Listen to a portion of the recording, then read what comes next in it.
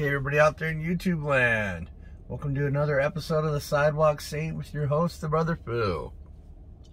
Today I want to talk to you about rendering stress and anxiety harmless. How can I render stress and anxiety harmless? I don't think there could be a more important issue to anybody, really. And I'm really glad for anybody that gets to see this video. So one thing I like to do, I think it's just kind of covering the whole day. You can't just be, I don't know that you can just be like, oh, it's gone. It's not like a poof thing. I think it could be eventually, but that's maybe some thousands of years down the road for us. But conquering it in everyday life, the stress monster, the anxiety monster.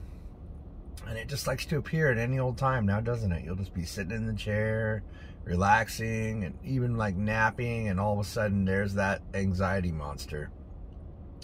Or like just that stress in your chest and your heart and your tummy or stomach area. And it sucks. So a little bit of what I do is I just cover the whole day with these certain things. So to start the morning out, I go outside and just get fresh air.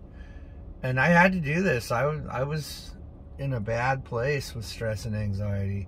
I don't know how I didn't die from a heart attack when I was like 16, honestly. And so I'm there with you. I get it. So you start out, I just swing my arms around and clear my energy field.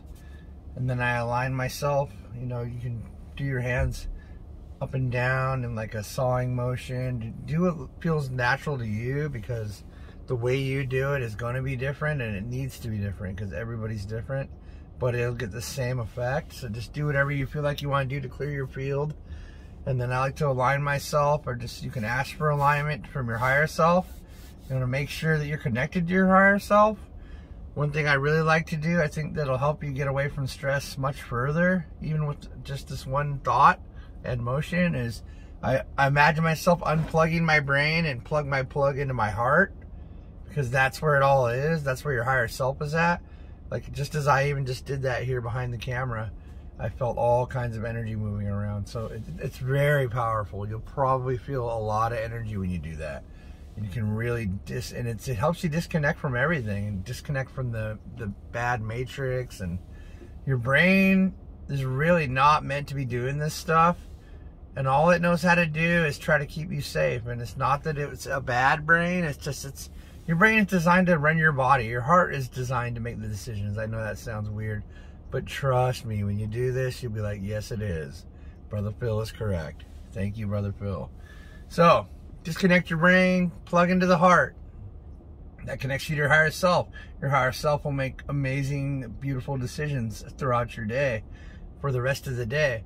And I always make absolutely sure that you place divine timing on yourself. But remember, another very important thing is to also remember that I like to envision that my divine timing and my alignment goes through the whole cosmos and comes all the way back to me, because you need to share it. It's all about your service to others and sharing and stuff like that. That's really the key thing. So when you share stuff a lot, you get that stuff back. And hold on with me. Just be patient as we step further into getting rid of anxiety and stress. And so doing that in the morning is a big deal, because you will shut down all those events, the people that would have yelled at you and stuff that people would have cut you off, and all those things won't come to you after you do this. And those are the things that create the scenarios for the stress and anxiety, right? So if you can eliminate as many as possible on your way into your day, then do it, right? Why not? Do it. I mean, I do it, and it's amazing. I didn't align the other day, and like, people were all over me. So remember, clear your energy field, because there's all kinds of hooks on you. That's what people do. You know what a hook is? Is when you just decided you didn't like someone, and you're like, oh, that person, and you've never even met them. That's because they shot a hook into you, and it hurts. It hurts spiritually, and it sucks. So you have to clear all those hooks. Clear them. That's why you just all of a sudden hate someone immediately, because they hooked you. And they're energy vampires, and they're actually not even knowing that they're willingly doing the work of what would be called the dark ones. Energy harvesting is what they do, but they need horrible energy. And so hooking you makes you mad, and immediately they get a shot in the arm of their hate heroin. Anyways, but anyone that's hearing this is going, oh my God, he's right. Holy shit.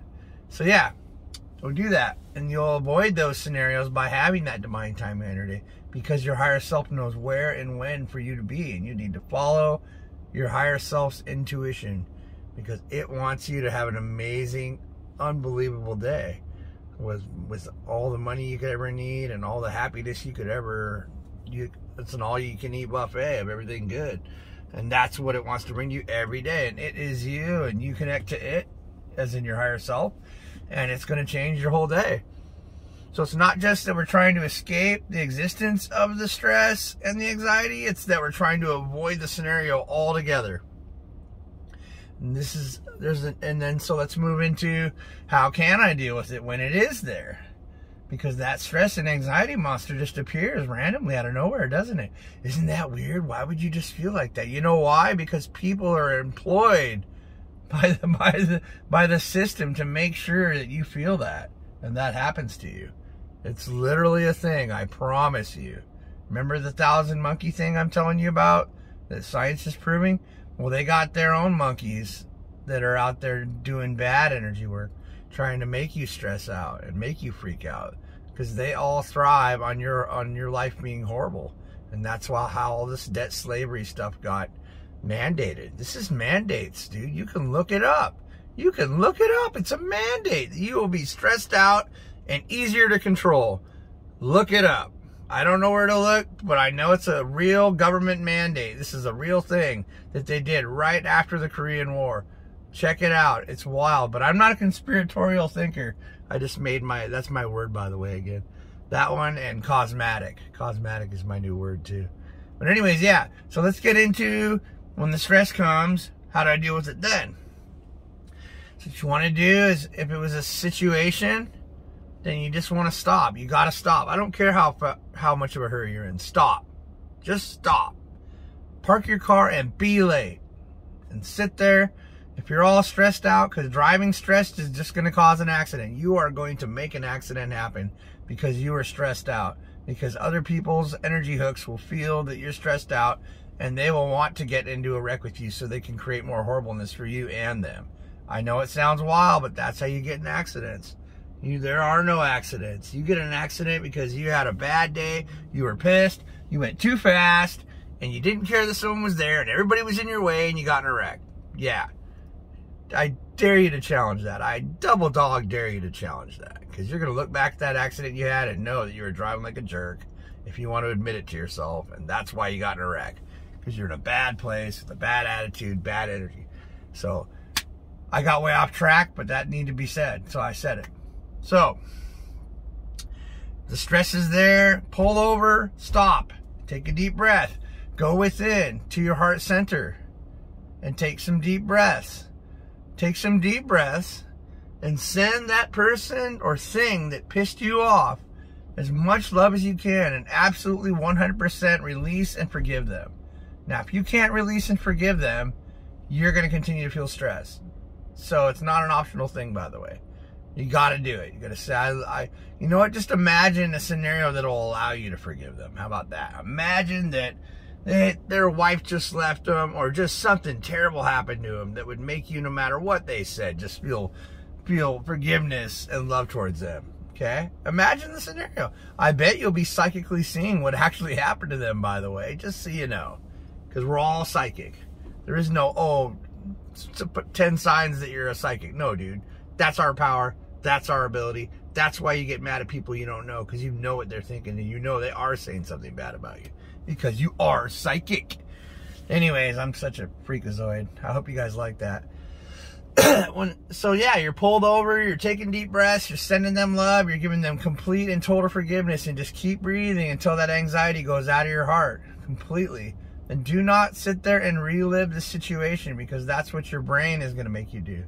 And it's going to make you want to feel the stress again. And then when you hear it coming again, do the same thing. And then it's going to keep trying to come back. And you're going to do the same thing. And nope, I'm sending them love. And every time it keeps trying to reappear, you keep sending them more and more and more and more love. And you will literally conquer that event, conquer the stress, and conquer the anxiety that was caused by that thing or person. Conquered. You are the winner. And you're imprinting the Gaia grid with the thought and possibility of people being able to do that instead of getting in fights and having road rage nightmares and things like that. So it's very beautiful, and it's a great it's a great deck of cards. It's a bunch of cards and they fall one by one.